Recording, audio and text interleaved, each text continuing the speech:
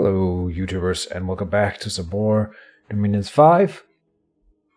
This is Bob, the god of Friwald, in the late spring in the year 6 of the Ascension Wars, the turn where the war with Havas was originally set to start, and now it is starting for sure. We'll go through the turn here as we usually do, but there's a lot of battles and it's going to be fun. We have Wild Water, Revive Whites, Summon Fire Snakes, just making all the units Curse of Blood, Dire Portent. He has made the Mother Oak, casting all the global spells. I think Mr. Shanton said that when he logged into Havas's turn, he noticed that a lot of gems had gone unspent. So he is doing everything he can to spend all the gems and make some sort of comeback, which is really cool. We've called Wraithlord, Heavenly Wrath, no magic sites, nope.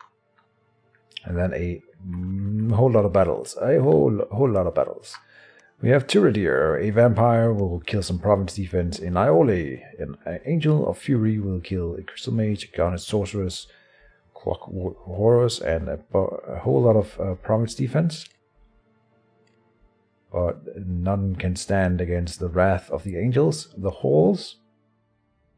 We take this province with a little bit of skill spam. Some Colonis. Ostmark. Angel of Fury dies. Oh no. Oh, and this is the mini angel. But he runs into an army that is on the march. And he does not like that, I suppose. How much fire resistance does he have? Only 10. Yeah. That'll do it.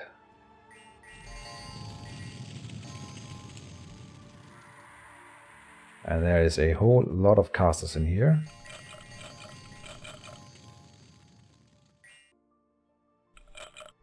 I don't know, he's just waiting because he hasn't got any spells.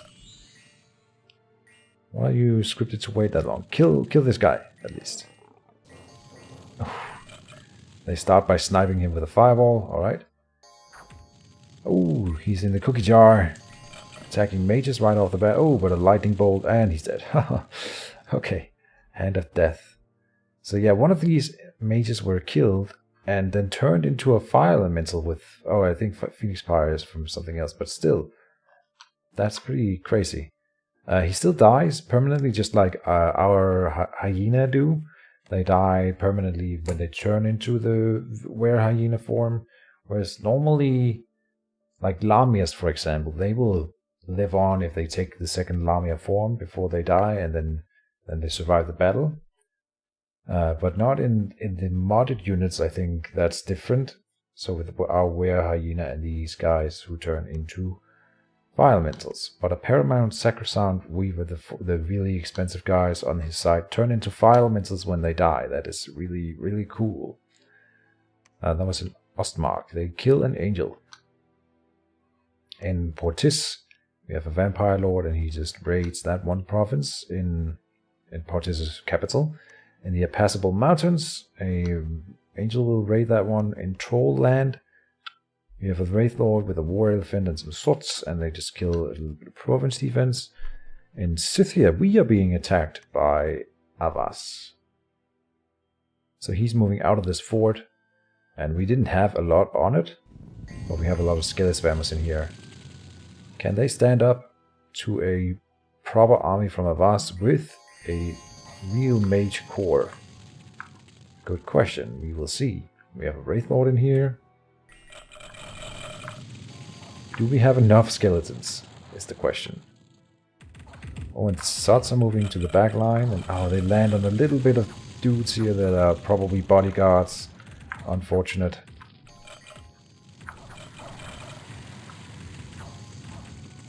These fire spells are just gonna murder everything we've got, and they are immune to it.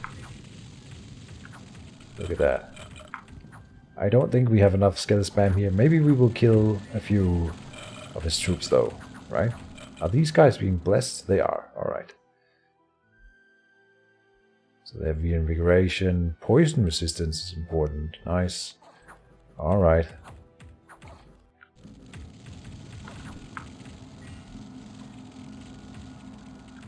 But we don't have the chaff. So this will be another victory for Avas. Where he has his troops, we are definitely struggling to beat him. This guy is even on advance and cast spells. He is about to regret that.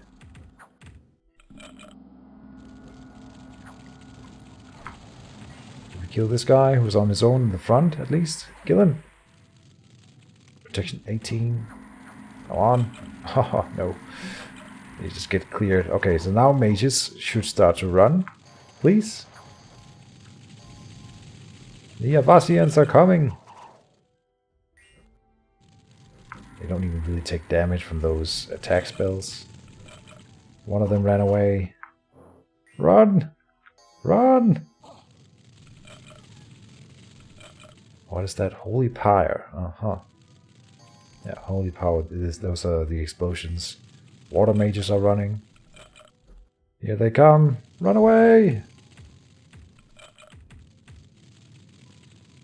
Look at little Alaric here. Ah, he's twice born. I think most of our guys here were twice born. Boom. And dead. So that was definitely a defeat in Scythia. They lose 7 units. Okay. 9 bird consorts and a Wraith Lord go down. And then the chef. Alright. Alright, touche. Then in Sonria, we are raiding with our 2 kings of elemental earth against a bit of province defense, so not very interesting. In Witch Haven, the Ice Devil is clearing another province.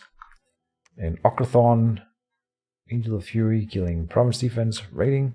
We take control of the province of Erd here. No province defense. And the Lost World here, these 2 forts were not protected by province defense. And the God Coast, we are being attacked. But we defeat them. This is just the AI sending out a bit of raid to check if we are going to stay on the God Coast, I suppose.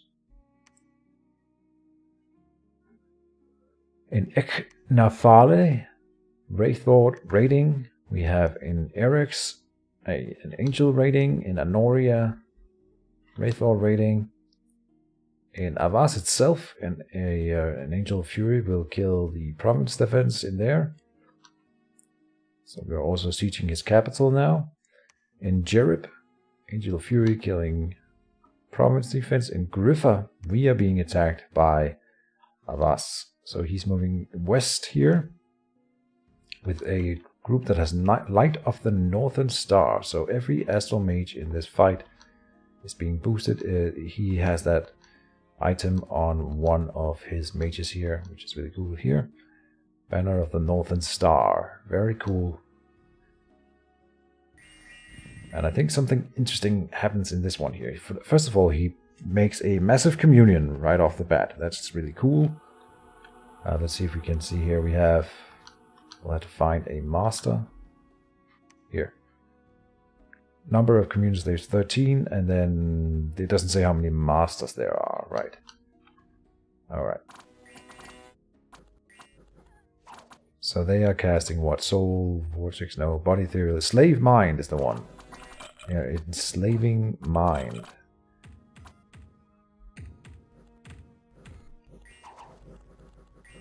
So they will turn our own guys against one another. These have been turned.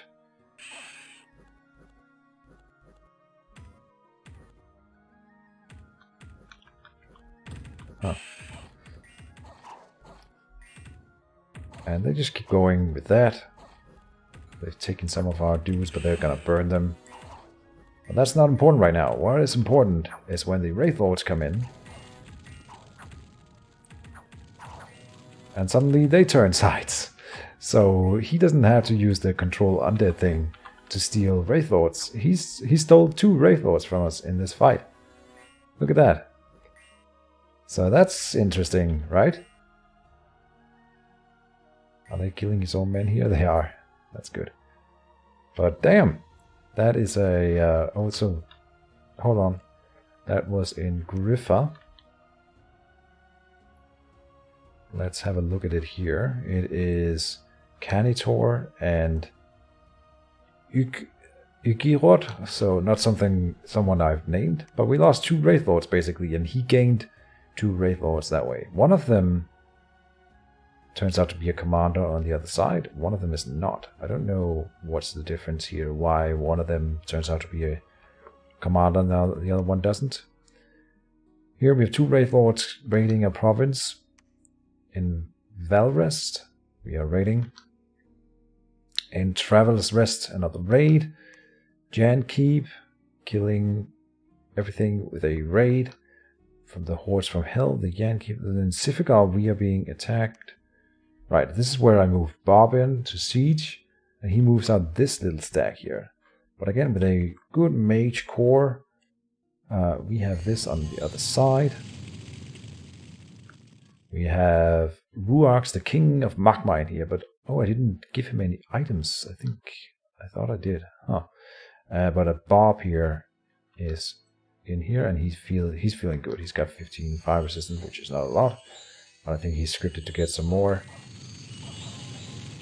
Now, our troops just can't really stand up to Avasian troops at all, one-on-one, and especially in a drawn-out fight, it just gets worse because we start to burn, and then they cast the area attack spells that they are immune to, but we are not. And this is more or less the result. We are summoning fire elementals, but fire elementals can't hurt Avasian troops, but they don't do fire damage, so they can hurt us, though they are not good at it. They won't take any damage in return. Bob here, though, is gonna run in. Go, Bob! No fear! I don't know why he was scripted to run in, but whatever. He's got Soul Vortex up. He's enraged, right. So I think it's not by choice, but he has to attack. So now he's trying to run away. He's broken.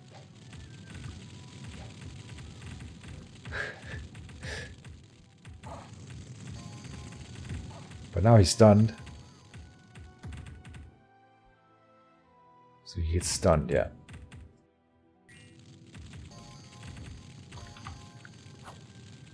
Then he turns around and tries to fight again because he's enraged. Then he gets stunned again. Back and forth, back and forth, back and forth. He's not really taking damage, and every time he does, he heals immediately. He has regeneration 10 out of a lot, so like 10, and then he's stealing HP from people nearby. And he tries to get away all the time. But finally, someone sneaks in behind him, and now he's locked. Can't get away. And he's stunned all the time. So this is the result. He just stands there, taking it like a champ, meanwhile stealing health from everyone around him. I'm gonna put it at the full speed now. And they can't kill him. They just can't kill him. Like, again, Soul Vortex is just a bullshit spell. Now they start to run away. Some of the troops are running. I don't know about the mages, they're still holding. It's not 77, but like... goes up and down, up and down. He's taking some afflictions, he's blind and he's limp. They are skill spamming. And he can't, the Soul Vortex won't work on them. But on the other hand, they won't break his protection 27 with invulnerable 25, right? So he's got 33 versus mundane attacks, so the skeletons won't ever hurt him. The regeneration alone will keep him alive here. So yeah. Avasian troops are fleeing. Some of them will die in retreat, I hope. And the mages, we need the mages to break from HP route. That would be good. I don't think any of them has broken yet. But they should, shouldn't they? They have good morale, but they must pass morale checks every round, I think. And they're running. Run away, you cowards. And Bob just stands there. Can't do anything because he's stunned forever. I think stun stacks. Or no? He's not stunned anymore. But he is. Interesting.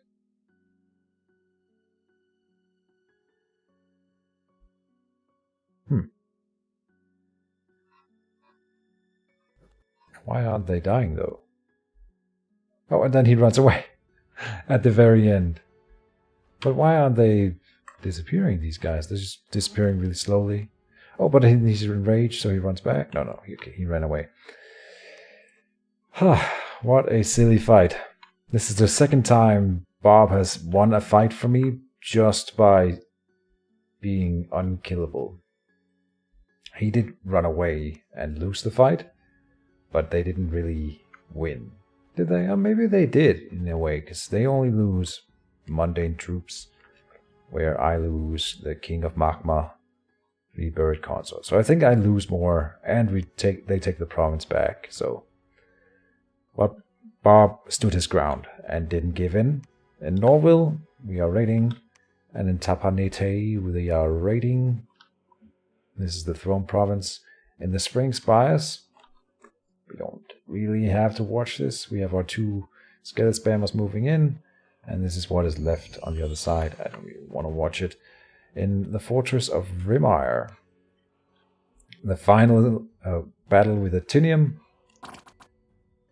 Spoilers.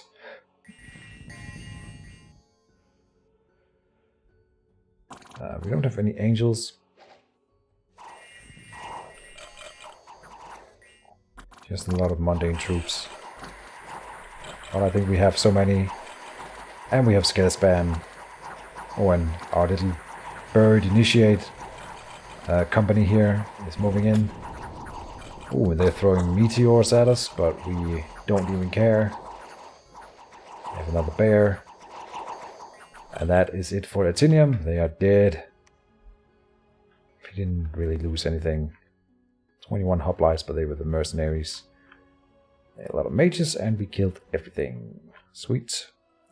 Holy fire from a malicious pretender god has been striking our troops. This time 20 units were wounded, 32 units were killed. Among the killed was Imbar, the vampire lord. So I think this is where I realized we have to dispel that thing. In events, we get a Scepter of Authority and a bunch of gems. Lost lands, we lose some province defense, and province income goes up here. A sneaking enemy was discovered by the local militia. False prophet, and they are killed. They were found just by PD, which is really good. Construction of palisades. And then we are sieging a lot of different things. Are we breaching any gates? No. Most of them are just starting to get destroyed. We have bought the Ghoul Father. We are lacking supplies here, but it's not that bad. We just took it. Cassandra, god of Atinium, has been permanently vanquished, so she's out of the picture. Sorry to Cassandra. I wish we could have worked it out. We have 6 white mages coming back and 1 Wraith Lord respawning. A lot of losses this turn. Let's have a look at this Ghoul Father real quick before I forget. Where is he? This guy here. Huh. And he has ghouls, of course. And what is this? Lifelong protection. So he summons 2 imps every time he fights. Okay, and we summoned him in this, or brought him in the Silver Swarms for Siege Chaff. Alright, so this is the land of Avast now. They are controlling 1, 2, 3, 4 provinces after that round. 5. And then, of course, they have some forts that are being sieged everywhere. Also here, the capital, and up here, over here. So, pretty interesting turn. We have 1, 2, 3, 4 big stacks around. This one was cut down by a lot. None of them survive, but we killed a good amount of the warriors in here. And by doing this, I'm denying him his monthly income, so he can't really replenish his armies beyond this point, right? So he will have to rely on the armies that he already has, the 3 Doom stacks here. This one that is stealing Wraith Lords from me. Up here we have 218 units, but the point is that he has this many spellcasters. That's a lot. And same here, just really good mage cores in his armies. I guess the player for Avas was good at making that, and I remember Mr. Shenchen did that in all of his armies as well, something that I'm not very good at, but whatever. We're moving everything into the capital of Avas. I thought what would be the fastest way to end this war would be to move everything onto Avas and then reach it in one turn and then kill the god, right? So everything is moving in here. Everything that could reach. That's mostly angels. And unfortunately not a lot of siege chaff, right? So I think at this point...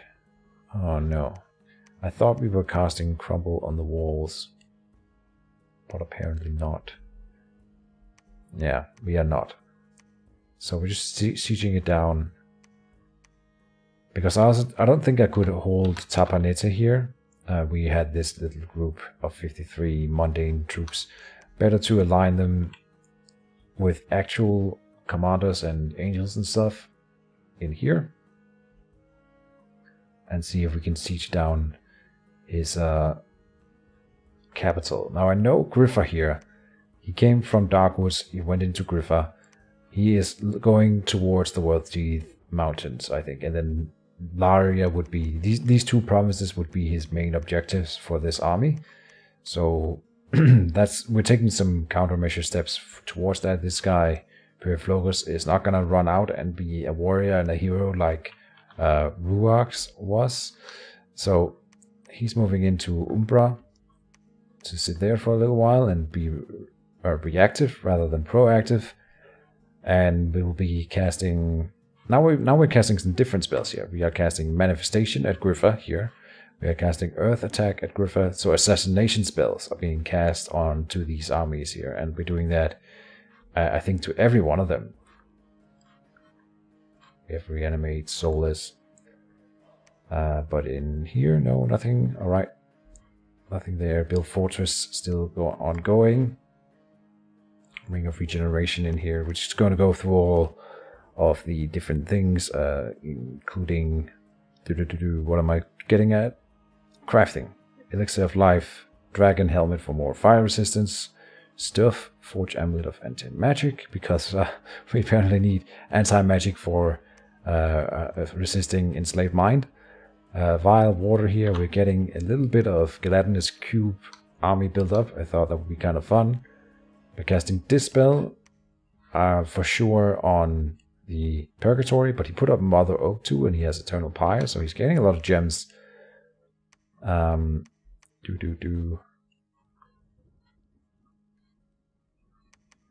Up here, bind Frost Fiend, Dancing Trident, Shadowbrand in here.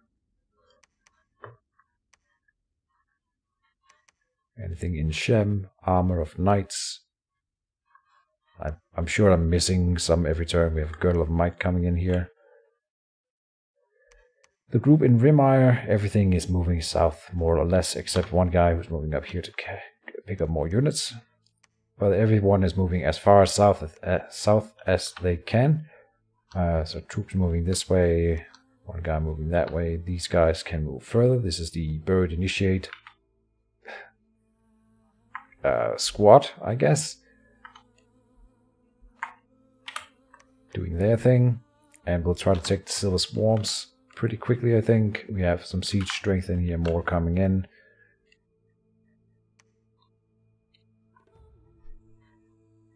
And that's about it.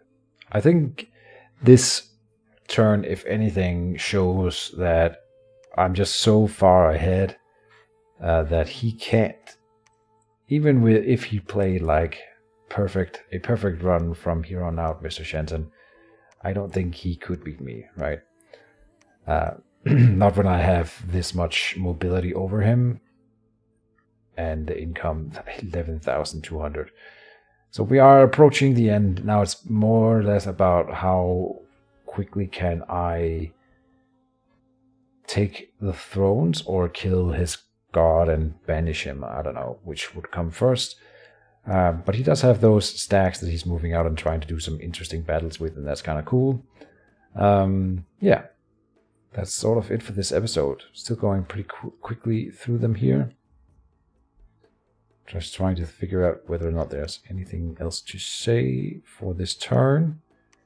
Did I cover Laria? I did already a few times, yep. We are going to be casting Crumble on some of the forts later on. I thought we did it this turn, but apparently not. The 2 Kings of Elemental Earth are good for doing it, but they are moving further into the territories of... I think we need to take... We're still sieging down the Great Woods, and that's sort of the first throne that I think I can reliably grab, and then we only need 1 more. So that'll be coming soon. That's it for this episode. So thank you guys for watching. Oh, I don't know if I ever mentioned it, but we have this Ankh here that casts life after death on the entire battlefield at the start of battle. All friendly units a second chance to live. Affected unit that dies will rise again as a soulless being and continue to fight. This sounds awesome, but it's more awesome than you think, because not only do they rise again in the fight, but they every unit that they have to be living, of course, but then they will rise, and then you get to keep that unit that is soulless after the fight on the world map. And if they are a mage, like you kill one of our hydromancers while this thing is active, he comes back as a soulless, still with those magic paths active. And now you have a soulless with those magic paths, and you get to keep him after the fight. Much better than I could have imagined this thing would be. Now I don't learn that in this game, but I learned it in a game later on. So yeah, good to know though. Really, really awesome spell, and then when you can have it on an item and cast it for free at the start of a fight without spending fatigue, perfect. And that's it for this episode, so thank you guys for watching, and see you in the next one. Bye bye.